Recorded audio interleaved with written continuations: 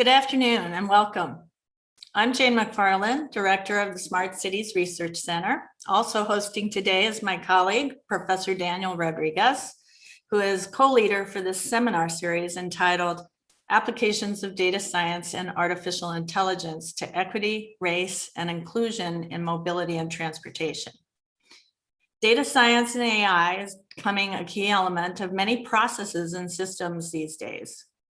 Gartner recently forecast that AI and data science equipped private equity investors and VCs will become commonplace in the next 4 to 5 years, predicting that 75% of early stage investment decisions will be driven by AI and data analytics.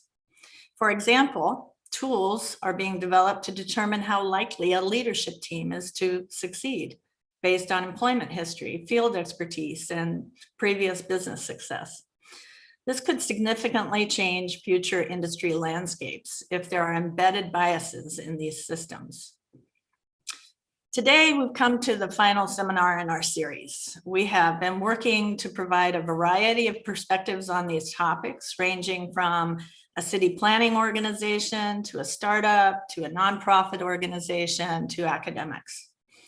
I'm very pleased to now present our speaker, who will share a large company perspective. Our guest speaker is Laryssa Parker. Laryssa is a vice president of Siemens ITS Digital Lab Americas. She leads a team of data scientists and engineers that are seeking solutions for mobility problems using novel data science techniques and design thinking. Laryssa has worked in several industries and focused her career on driving digital transformations. She'll be talking about trust in transportation technology. Before we get started, I'd like to acknowledge the co-sponsorship of this talk, the Center for Information Technology Research in the Interest of Society, the Banatao Institute, and the College of Engineering. Also, I wanted to give you a heads up on a film on Netflix entitled Coded Bias. Similar to one of our early seminars, it focuses on biases in algorithms for facial recognition. The Siemens Institute for the Theory of Computing on campus will have a panel discussion about the movie next Friday, which you can Google that if you're interested. Finally, if you have any questions, please type them into the Q&A at the bottom of the screen, and we'll address the questions at the end of the talk. And with that, I'll hand it over to you, Laryssa.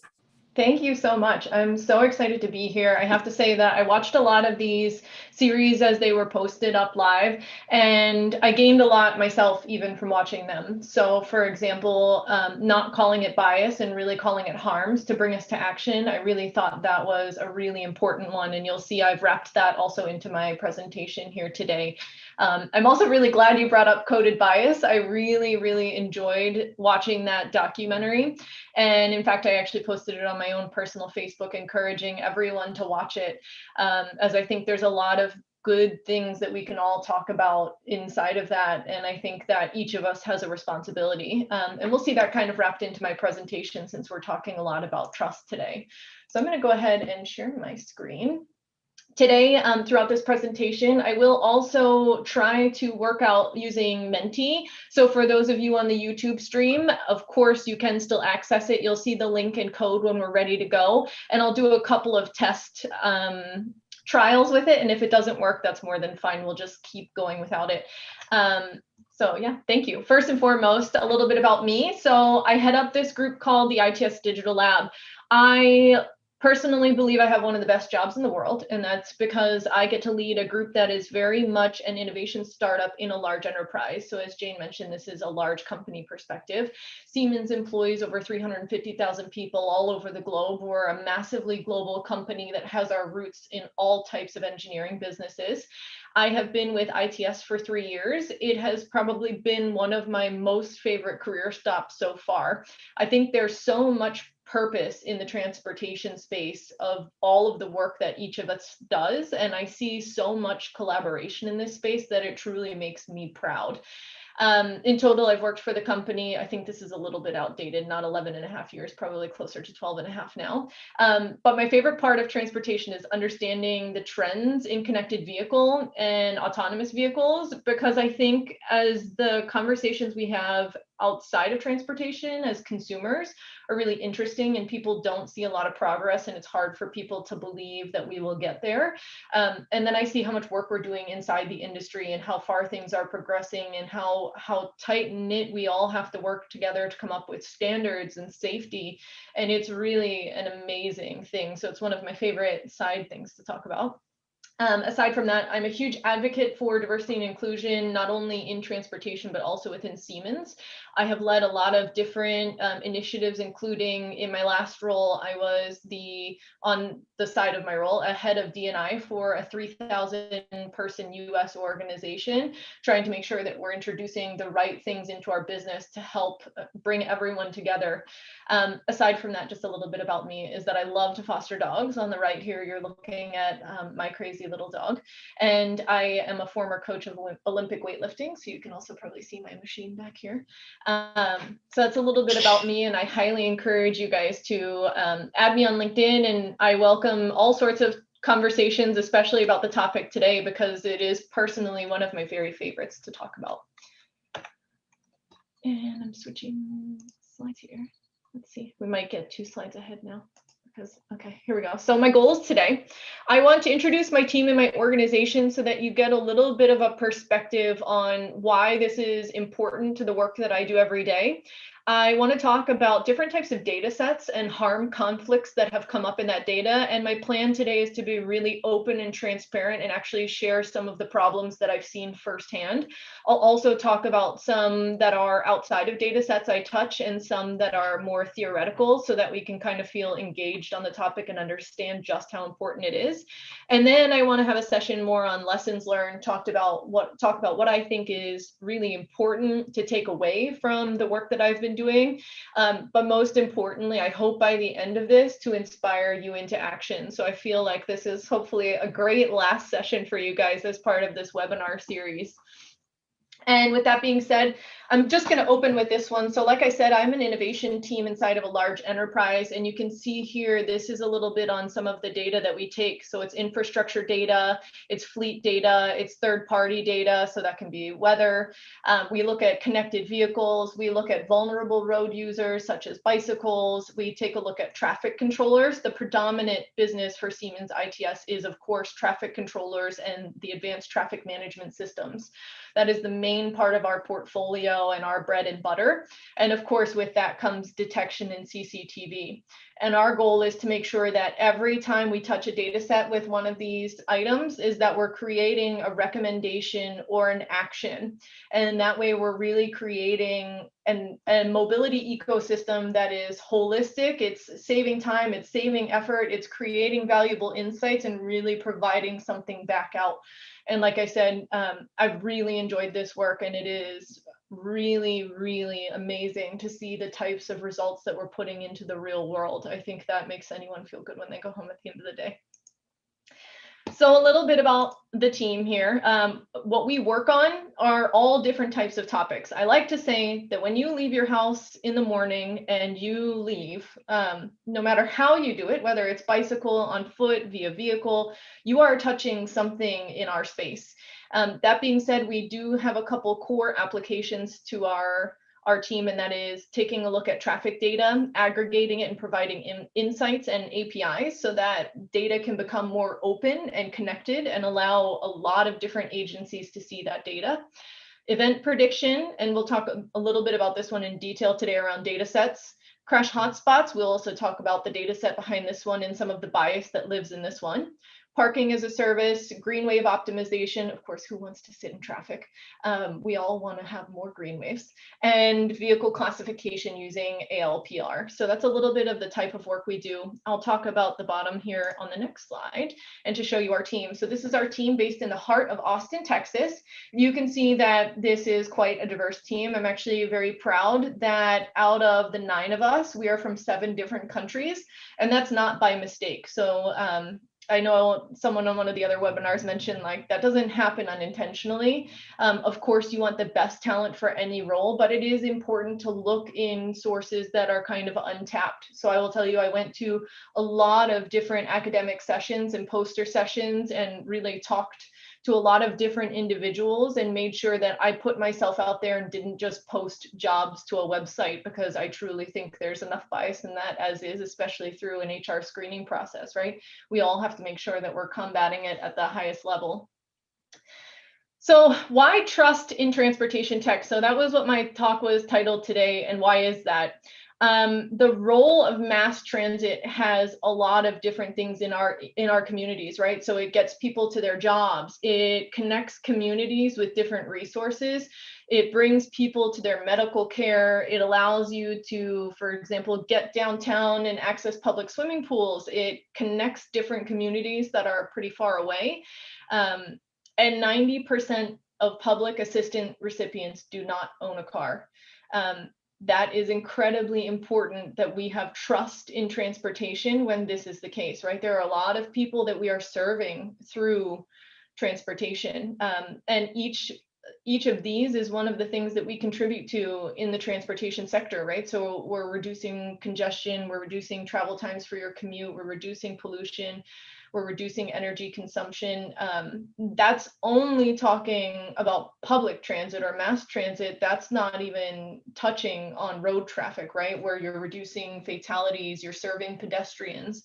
I bring this up to remind all of us what a huge responsibility each of us carries. And that is why I find trust in transportation technology is so important, because there are so many things at stake, not only for us as consumers of city services, but also as professionals who work in this space. There is a lot weighing on us and pushing us to make sure that we make really, really responsible decisions on behalf of all of those we live with in our communities.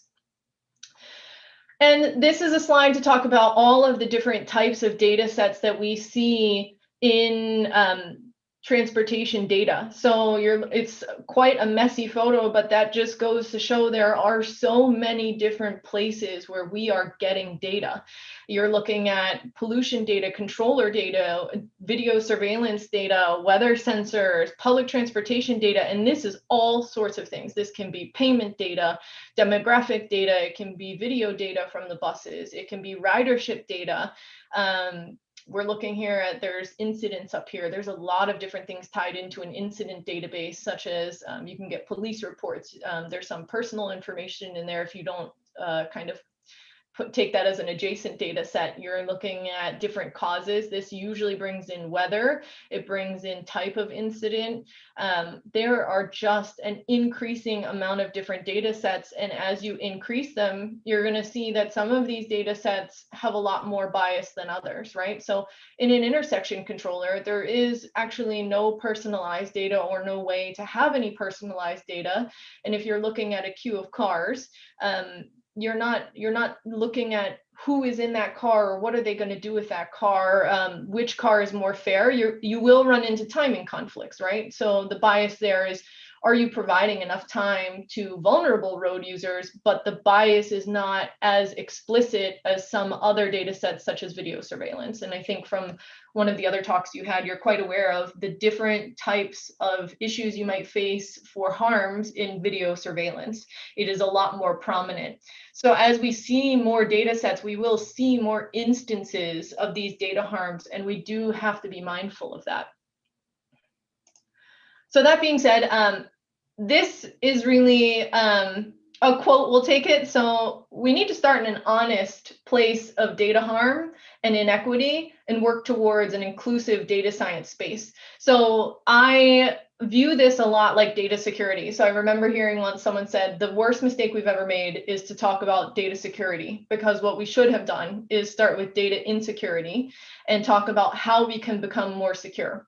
And I personally view data bias and data harms the exact same way. So when we talk about data bias and harms, we are generally very passive. And I really loved that, like I said in one of the other webinars, where the other speaker showed the tweet that was mentioning, like, bias is such a passive word, right? Like, we all know it's there. We think about it in our daily lives on how to change it. We know that every person has different biases, but it's very passive. And when we think about the data bias or data harms inside of data sets, we don't have that luxury to be passive, right? Because that can really, really impact the livelihood of people in our community. So if we start by thinking, okay, what is the bias or what is the harm that can come out of this data set, and really bring that into the data science life cycle, then we are going to be in a much better place. It cannot be an afterthought. It absolutely cannot be. It needs to be something that has a lot of focus in an organization from start to finish. And even past finish, it needs to do iterations through your customer base and make sure, like, is this the right thing? Is it doing what it's intended? And are there unintended consequences that the inventor may not have even been aware of? And in doing so, I think that we'll come to a better place and more awareness on the topic, because I just don't think it's something that we should leave behind and let have a passive voice. That being said, I will just give this a pause here and switch my screen to do a quick presentation of the Menti. So I want you guys to go ahead here, and this is the Menti website. The code is listed at the top, and I would like to ask you what harms or biases can come from video surveillance. This is kind of a test question. So all you'll need to do is access on either your personal device or your web browser, menti.com, and type in the code, and it will automatically populate here some of the answers. And so we'll use this as a test to make sure that you guys understand the format of the question. And I will submit one just for good look.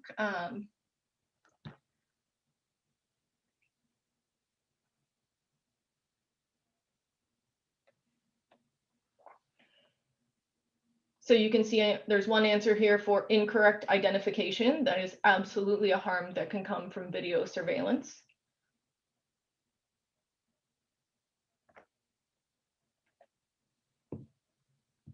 Here we go, fear. That is definitely something that can come from video surveillance. I think the citizens have a lot of nervousness around what that means, and rightfully so. Income disparities, definitely.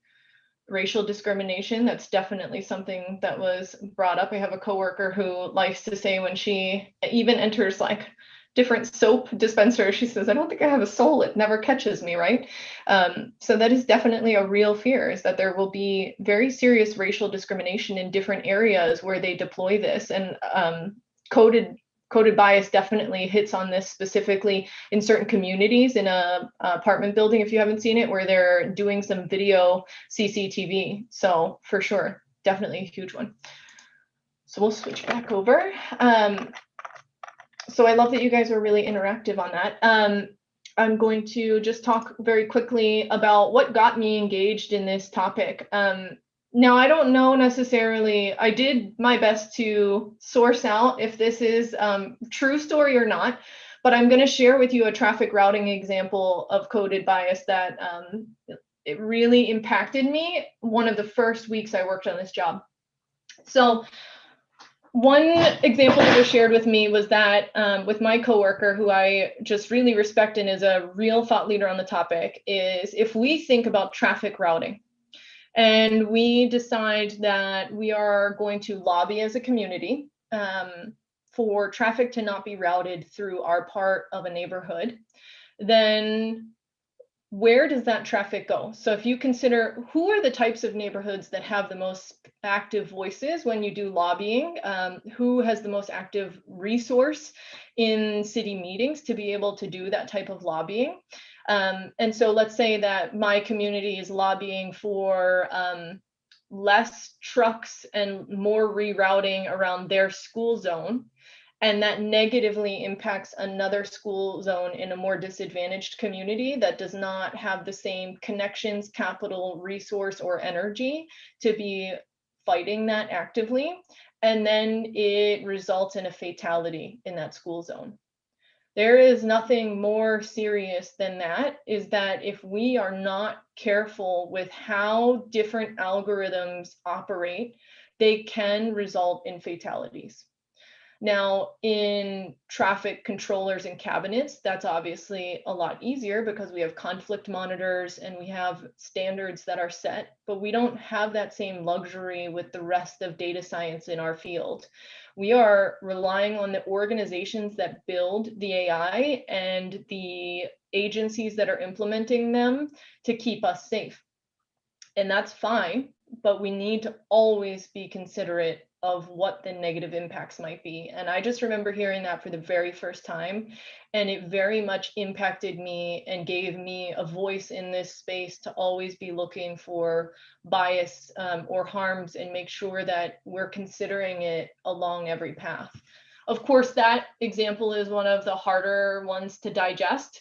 I'll move into something a little easier on us, is that mobile phone data is the most widely used data set in transportation planning.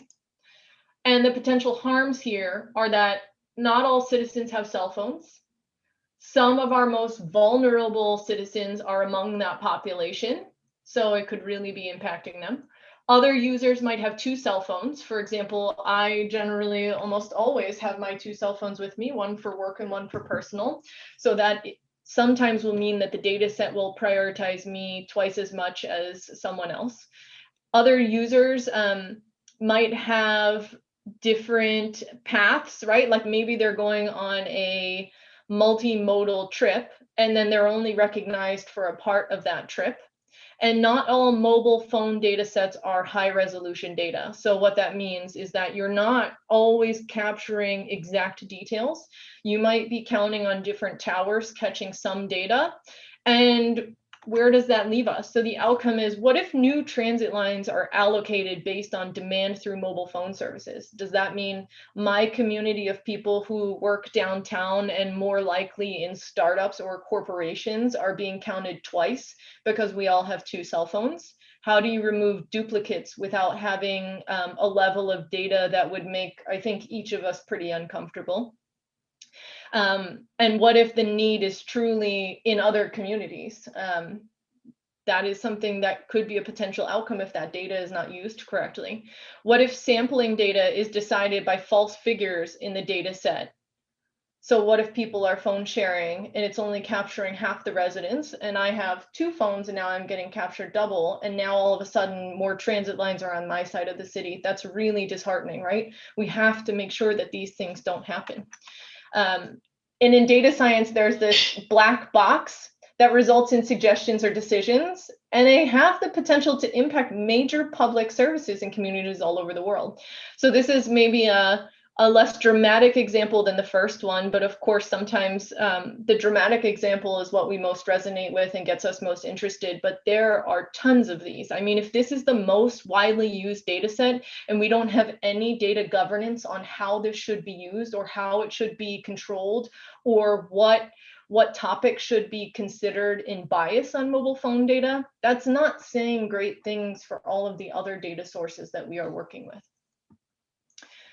So I would like to switch over to Menti again and talk about some real world examples. And this is maybe the more fun part because I get to share with you guys a little bit about what my organization is doing and what we are working with in terms of data set. So let's talk about what harms can come from public transportation. There is no answer too crazy that you can put in here, of course. And this can be any type of public transportation data set.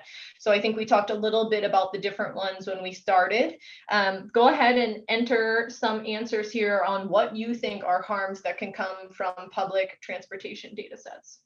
And remember, it does give you an option for multiple answers. If you hit submit, you don't get to go back and enter the multiples. So if you have a few, you can enter them all at once.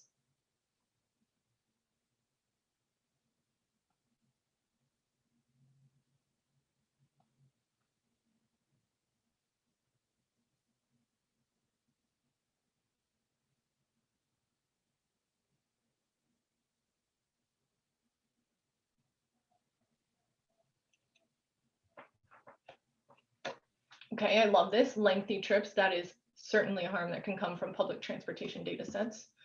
Crime, pollution, Profiling, yes, definitely. Missing work appointments. I think that goes right with that lengthy trip and is a little bit terrifying for people who really rely on our public transportation, that's for sure. Localized emissions, that's definitely the case, especially in the rerouting example that we were talking about earlier. Rerouting not only has an impact on the community, but also the emissions in that zone. So that's obviously a huge problem. So to share a little bit, we were working on a public transportation data set earlier this year. And this is where I said, we'll get into the more honest view of how I've come into some of this in some of our data sets. And what we were looking at is events, actually. So how do events trigger different funding, different allocation of resources, and different transit lines for the city? And we started with something that was called event flow. And our goal was to basically take a look at some of the events that are happening and see if we can reallocate resources. It's no surprise to you guys that ride hailing and ride sharing are removing funding and money that goes into our public transportation system into a more privatized approach. And that does have impacts, of course. So what if we could regain some of that ridership by putting the public transportation right where the events are happening? So while we started to identify different sources of data and take a look at where these events happen, it's pretty easy to find out where a concert's going to happen in a city, of course. It is less easy to figure out where a protest might happen. It is less easy to figure out where a small local concert's going to happen. It is less easy to figure out where a coffee shop that's having live music that might draw a lot of people will happen. And when we started scraping some of these data sets, we stopped to ask ourselves, like, what are we missing? And actually, in the city of Austin, something that's really big here is mobile health appointments. So what they'll do is load up a bus or a trailer and make sure that the transit units are moving throughout the communities that need them most and getting them the health care that they need in the localized community, which is really awesome. But that's also not captured in a lot of these data sets. We were also thinking about different community connections in data sets. So things like churches that are hosting events that are helping the localized area, whether it's kind of like food drives or just a gathering, that is not captured in that data set and generally is hyper localized. So when we had to stop and think around, like, what are we missing in these data sets? And if we propose that a city moves its transit lines to these events or puts on-demand services, where are we hurting the city? And that was one place where we really had to stop and give it some thought. And in this case, what it really took was to use the experts in our field, which is really an amazing thing about transportation, is that we truly have a lot of experts with ground truth and ground feeling from all the years that they work in it, especially for transportation planning. And gaining that feedback from them on what they've seen, but also reaching out to the local community, because a lot of transportation agencies are doing that. So they're doing micro surveys with different communities that are using public services. And that is infinitely helpful in making sure that the ridership you are catering to is captured. So now we'll do one more. I promise it's just one more. What harms can come from incident data? So that's the next data set we'll talk about.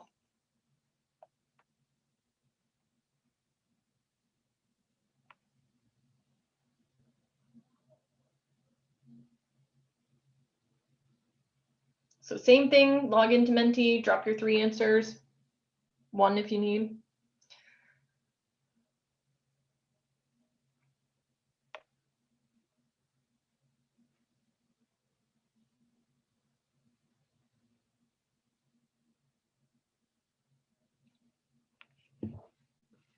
Okay, so we have patrols in vulnerable, probably that is communities or areas. Profiling drivers, definitely, that can definitely be the case. There are a lot of different types of incident data too, especially when you think about pedestrians, bicycle, vehicle. And generally, a lot of that data is also coming from the police reports that get generated. So wrong conclusions, love that one. It's what we're all trying to combat in data science. So we'll talk a little bit about one of the examples that we had as well. So we were building crash hotspots, which is an application to take a look at the areas where crashes are happening most frequently. And this idea started from just the desire to automate some of the the process that cities are going through. So for example, like City of Austin, every year they talk about the 5 most dangerous intersections, and then they apply funding to that area to try and fix it. And that's very common, as we found out through all of the different agencies that we work with. And our goal was to just automate a little bit of that. And when we started working with that, you know, you really start researching all of the different areas that you might touch with incident data. So one of the very first ones that we touched was, can you use tickets, like previous tickets a driver has gotten, to conclude, are they dangerous drivers? This is kind of one of those like big ominous questions you ask yourself, a little bit like when your insurance agency starts using your car tracking data to make sure that you're not hard braking in areas, you're not in incidents. And the reality is, when you start to use tickets to predict incidents, you're first taking a very strong assumption that there's honest policing and that there is not profiling. And when you start taking assumptions, right, you're then building new assumptions on top of prior assumptions, which becomes a very dangerous game. And does it unfairly target drivers? Are there communities receiving more tickets than others? There are a lot of issues with that type of data, using prior incidences in a vehicle to predict, are they dangerous drivers and will they result in more incidents? So obviously we decided that was not the way to go. It is very important that when users in the corporate world, right, users of the data begin to find uses for that data set, that they consider these things. And really, you have to really look deep inside for your morals and values and say, is this something that I want in my community? And consider how other community members might feel about it. So in the end, clearly we decided this was not the path for us to go. This is not something that I personally feel is necessarily fair, and it has a lot more risk associated with it. So of course, we tried something a little bit different. So what you can do is map incidents and try and consider, like, what do the incidents that happened need to happen in those intersections. So like I said, the initial purpose was, how do we then map just the hot zones, if you'll call them that, or hot spots, and figure out how do we fix it? Sorry for the screen share issue. So when you do that, street changes can be different things from the FHWA countermeasure database, such as rumble strips, street changes, geometry changes. It can be signal timing changes. So that is widely used in our space and also very important. And one thing we had to really think about when we went to go release this was, what about increased policing? Because that is also a countermeasure, especially if you're getting an area of speeding. And in this particular case, I will probably not forget it as long as my career lasts in technology, because we were on a tight due date for a Friday release, which is when our sprints end. And a sprint is just a block of time that we develop. And what it turns out is we had concerns that the increased policing countermeasures were introducing a risk, a liability, but also a bias.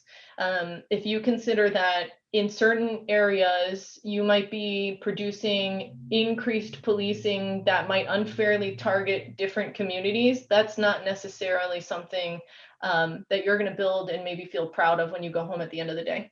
And in this particular case, we were really pushed against a deadline, and that becomes really hard. Just to be honest, as a for-profit company, we always want to meet our customers' needs and make sure that we're meeting deadlines and bringing in the money. And we had to be late on this submission, which obviously costs our company money every single time. But when it comes down to it, when I have an ethical or moral debate on if something is right, I will always make the right decision. Much as you would for a compliance problem, right? Any other type of compliance problem you'd take the same decision. You have to stop and say, is this the right thing? So in this particular case, what we ended up doing is making sure that our patrols that happen, or added patrols that happen in incident areas, are not localized to a region. They will not impact a community. They can only be certain communities that, for instance, are very vulnerable, such as a school, a hospital, or a nursing home, or small micro communities where they're tied to something, it can never just be a certain part of town, because that's certainly what you don't want, is to be impacting a part of town. That I think is probably one of the biggest moral dilemmas I have had so far in the different data sets that we use. And so I appreciate you guys playing with the different Menti tools here that we were using today to go through this, because I do think it is great to really share the honest truth behind the data sets and the problems that you might see once you move into using these different data sets. I want to say that even this quote is from Coded Bias. The future is here. It's just not evenly distributed. So I want to talk now just a little bit about what the bias will create as problems, right? So your training set means you can intentionally or unintentionally introduce bias, and is very important to be studied. So I think in Coded Bias, this comes up as there is intentional bias around who can be granted a credit card with a certain credit limit or a certain mortgage. Unintentionally, right? We can talk about, for instance, all of the ones we had today. So patrols in different communities, that's definitely unintentional bias had that gone out. Bias in data science cannot be a before or after checklist item. It needs to involve the entire life cycle. I think we talked about that a lot today. It's not enough to just do a study beforehand and decide whether or not it's appropriate.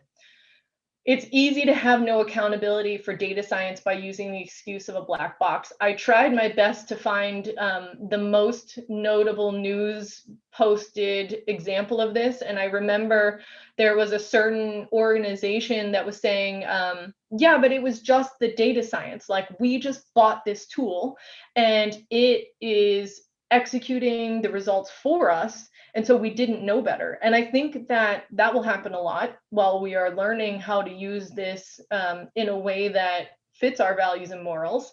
And I don't think it's acceptable. I don't think any one of us can not take accountability for the product that we put out there, but also the way we use it. I think all of us have the responsibility to really learn how it's being used and watch out for the bias. Doesn't matter if you're the developer or you're the consumer of it. And it is not an excuse. Like, the fact that the algorithms work in a way that you might not understand. Of course, like, reinforcement learning is a little bit easier because you know the actions that are penalized or incentivized, but it is not an excuse. We all need to take the accountability for what happens with the data. And data science is built for corporate purposes. That's meant to be purposes predominantly. So that is something that we really need to consider, is that when we are using something, we might think we're the consumer. So if you think about social media, we might think that we are the consumer, but actually we are the consumed in a sense, right? They are using us for our data set. They are selling that out to companies. That is really beneficial to us in some ways. I love that Amazon has great suggestions for me, to be honest. It is not great in other areas, and it means that we always need to keep our eye on the prize as citizens, right? We always need to understand where it's being implemented and what impacts that might have for us. And we need to ask very critical questions about what the company intended it for, how they're using it, and how they are incentivized. The involvement and type of expertise in transportation is particularly unique and important. And I think this is an excellent transition from that one, because there are a lot of really scary things about data science. However, transportation, in fact, is a field of a lot of experts who have learned by doing. We have a lot of, well, I hate to say it, like, legacy and tribal knowledge. We understand things through doing them. We have a lot of coined experts in our field who are highly regarded, and for good reasons. That also means we have the type of people who can keep us safer. Of course, we need to make sure that we're in a constant process of educating and making sure they stay on board and understand this new technology, but they will be part of the key to helping us do this safely.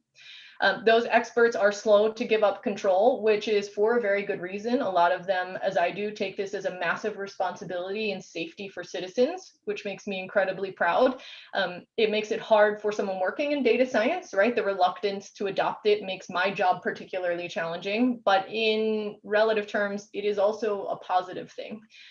There are labor unions that we have to work with and make sure that we are making sure that we're not necessarily taking tasks that should be done by a person or that is currently labor done or labor union authorized, and it makes cities very value driven. This is probably my favorite part of working in transportation, is that because money is very serious and all of us pay into this citizen system, every agency we work with is so incredibly value driven. It's like, what is the purpose of this? How does it serve us?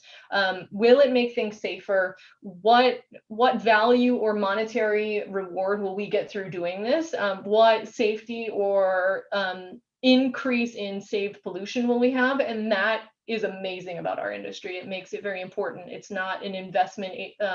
It's not a big investment community like banking, where it's just whatever the hottest technology is, we need to have it. And we have this amazing ability to partner with academia and nonprofits. That is not the case in every industry. I can tell you that for sure. And what that means is that we get to use the very best and brightest minds, including all of you who are logged in today, to make sure that we make the best decisions possible for all of the different communities. And that means that all of our voices are so incredibly important, and that we all have this responsibility to understand how data science is working in transportation and make sure that we have it as fair, as equitable, and as harmless as possible. So maybe some final notes on how I hope to inspire you guys, and maybe some thoughts that I have around it. And I think we just talked about this, like combating data bias or data harms is every single person's responsibility. It is, whether it's you are educating someone, maybe a parent or an elder, or a family member or an expert in the field who it's new to, or it's personally taking up activism, it is all of our responsibility. And we need to continue to educate ourselves frequently on data bias trends. We need to watch out for this. We need to just be educated, and that alone will bring so much positive change. So I just want to really applaud each of you for dialing in today, because it means that each of you thought it was serious enough and it was interesting enough to be here. And that alone is where change will come from. Engage in discourse, especially from diverse opinions. It is really important. And as someone who works in a large corporation, this also means with our academic partners, with our customers, and making sure that we use it as an opportunity to train other people in our field. If we know more, we can do better, and we can share that knowledge. Focusing on diversity in your organization, for a good reason, right? The more opinions that you can get, and the more different demographics that you can get, the better thought leadership will come from your organization. And certainly I'm a believer that every single person has a bias. And if we look at my organization that I shared with a positive note saying that I have a very diverse team, it is also quite clear that none of us are currently living in or below the poverty line, which means that already there is some bias in our team. While that might have been our past growing up, and certainly I can speak on behalf that it was mine, that is very different. I don't currently live in it, so I don't have that perspective, and it is one that is missing, and it's one that you need to seek out. So it's really important to be really open about the different biases and the different opinions that you have on a team. Constantly monitor and audit your data sources for risk. I can't speak enough about this one. Like, we've all talked about this today. This is probably the, I don't know, 8th webinar, maybe. Probably not right on that count, but you all now understand the importance of doing this. So to make sure that you're constantly monitoring and auditing your data sources for risk, doesn't matter if it's in academia or in the corporate world, or if you're as an agency, because all of us are touching it in a different way. And we need to make sure that we're keeping our eye out for how it's creeping into these data sets. Most importantly, always ask yourself or others, how might this data or data feature be used appropriately? A lot of the hard conversations and opinions will come from this very thing alone. Hard questions are not yes or no. Hard questions are open-ended and made to make others think and never have a quick answer. It is really a reflection point that you need to sit down and say, you know, if I put myself in someone else's shoes, how might this negatively impact me? And always encourage research and activism in this area. This is probably what makes me most proud to be a speaker in this series, is to also pass along the message how important this is. Without all of us getting involved, it will be less successful. We all need to understand it and make sure that we're either encouraging others to research or become activists in the area. And like I said, activism doesn't have to be a big monumental kind of outreach. It can also just be asking others who are in your circle, how they view it, what are their opinions, what have they seen. And the most important one from a large corporation perspective is that we always have to be careful about incentivizing performance. As a large company, I am very fortunate that the setup they chose was an innovation team that did not incentivize performance. It means that we had more flexibility and we could take safer and more mindful decisions. But for example, if we were incentivized on performance too tightly, then we could have relied on bad data, or we could have made ethical decisions that are not right for us to put into the market. That is incredibly dangerous. And if we incentivize, for example, in data science, like we're always looking for metrics on accuracy, or we're looking for different metrics here and there to make sure like how much bias is in our data. That's not always the best measure, because if we are incentivizing that type of algorithmic performance from a corporation level, that also means that someone down the line might be feeling the impacts of that decision, which might be releasing with bad data or releasing with bias. So we always need to be really, really careful about that and make sure that we encourage a speak up type of culture where people feel empowered to not let those things happen. I'm going to switch back to the Menti really quick, and I really promise you this is the very, very last one. And I just want to ask, like, from this webinar, how will you carry action forward from this talk? I think it's really important. I've kind of narrowed them down here. So like education, engaging in conversation, focusing on diversity, looking for risk, asking hard questions. And I hope that each of you attending today will take this as an opportunity and an inflection point to ask, are you part of the problem or are you part of the solution? And I hope walking away from this that it's solution. And I hope that all of us can make sure that going forward, like we're taking good decisions and we understand the risks that are inherent in this data that we touch and the responsibility that we have, because for all of the people who are in the transportation network, which darn near encompasses almost all of us, it is so important that we can all trust transportation technology. We are very risk adverse for a reason, and it is because real lives and real livelihoods are at stake. So it's really, really important that we take it as a very serious responsibility. And that's all I have. I see this one is not loading with places, even though there are some votes. Well, thank you.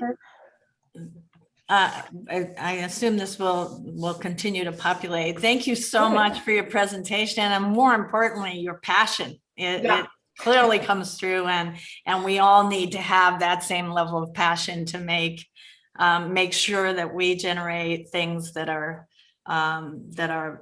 fair.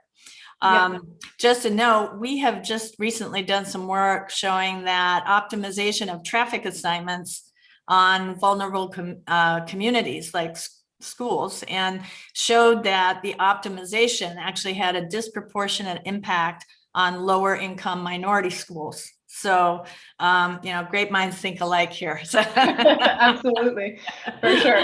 It's not really a laughing matter, but I appreciate that it is in good faith, good data that I was using, and that more so than that, obviously it just makes my heart happy that someone else is continuing to look. And like I said, there's nothing better about our industry that we all get to work together and share these insights. And that's very, very unique to our industry. Yeah, and to be able to come at it from different perspectives as well. You're from the data side and this particular topic, whereas we were doing it from the simulation optimization side, and came to the same conclusions, which is really terrific. Absolutely. And here we can see some of the results. And so this obviously makes me very happy, taking it as a personal responsibility. I guess what they say is if you repeat your message enough times, it will be heard. And asking hard questions, obviously love this, encouraging others into research and activism. So thank you all for playing along with the Menti meter. I really appreciate it. And I know it's hard when we're doing webinars, but I had hoped that this would help us stay a little bit more engaged. And I don't really think I can preach about responsibility if I'm not at least making you guys take a takeaway from it. So I appreciate it. Another question I have for you. So traffic routing, I've obviously been doing some work in that as well. And one of the bigger things that are coming up are intersection control, automated intersection control. And I was speaking with a company that was doing reinforcement learning on traffic. And so I asked what their business model was, and they said, well, we're going to get the UPSs and the FedExes to pay for it, and we will, it will be biased towards them getting through the traffic faster. Yeah. And I said, well, that seems a little unfair. So, you know, how as citizens do we even know if this is happening underneath the covers, and you know, whose job it is to discover these things if they go in? Yeah, it's a little bit, in my opinion, right? It is a little bit of everyone's responsibility as citizens. You're right, it's not always easy to know, but a lot of that can be held. Like, one thing that's really great is town meetings and budget meetings are always held like pre and post COVID, hopefully all in person, and they give you a chance to speak up. So making sure you're getting engaged in local politics is really important. And I think that's a great place to start, because you'll hear about the projects that they're doing. So for instance, I do one on the local corridor here that impacts my ride into work, and it tells me what type of technology that they're going to implement. And from that, obviously that's not so simple in black and white, because then you need to ask the hard questions about what type of technology is this? What's the purpose of the technology? But there are a bunch of us in the ITS space that also read all of the city budgets and understand who win those tenders. And it's important that even us, we ask the hard questions of the others in our industry. And what is fair? What is equitable? What can be improved? And making sure that we continue to stay engaged. And we have to do it from the right place, which is like from our morals and values, right? And not from a competitive place. And that's important, because we all need to remember at the end of the day, we are all citizens of the same planet. And we need to make sure the decisions serve us well, not just for our companies. Like, obviously that decision will hurt you, but it will also hurt all of the people in your community. So keeping an eye on that is hugely important, and making sure your voice is heard is hugely important. Another question I have, there's been a lot of discussion about using facial recognition as a digital ticket in the airline industry. Yeah. We know that facial recognition is biased and the like. So, but that kind of begs the question is, where is the transportation space in terms of implementing AI? How much has it really permeated already, or is coming, or, you know, is it there already and we don't know about it? Yeah, it's so funny you ask, because I think no matter who you might ask in a circle of people from different organizations in the ITS space, you'll get different answers. And if you ask citizens, you'll get a whole different answer, right? Which is that we're so far off. A lot of my colleagues very personally feel like transportation will be the last impacted kind of industry by it, but that's actually not true, because in a bigger picture, right, transportation is usually lumped with logistics, and that actually means that our industry pumps almost, I think the last survey I saw was 2018, and it's the second most in funding for not only research but implementation for AI. So there are a lot of different applications from it. I do think in ITS, right, predominantly it's in spaces around CV and AV, but that's huge, huge funding and huge research that goes into it, and it's hugely impactful. So I think that while some of the day-to-day tasks that are usually the first to be found in, for example, like a banking industry, like just making someone's job a little bit easier, those are further behind. But like I said, it's because we have key experts who are very used to doing it and have a lot of like inherent knowledge that they've gained along the way that is very important. And until we can find a way to build that also into the algorithms, we'll continue to be further behind on that piece of it. But from a whole perspective, we are miles ahead of some other industries for sure. Interesting. Well, I feel like we could have a conversation for another hour. Absolutely, yeah. So we're at the end of the hour, and so we're unfortunately going to have to end this. But thank you so much for joining us today.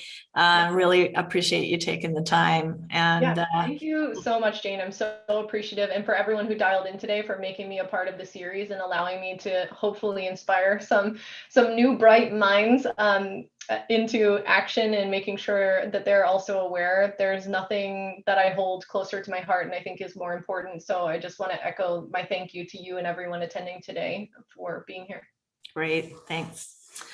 So as I mentioned earlier, this is the end of our series. So to our listeners today, we hope we might bring this back next semester. So keep an eye for that, and feel free to send us suggestions or topics for speakers, and be well, and have a great weekend. Thanks again, Laryssa. Thank you. Take care, everyone.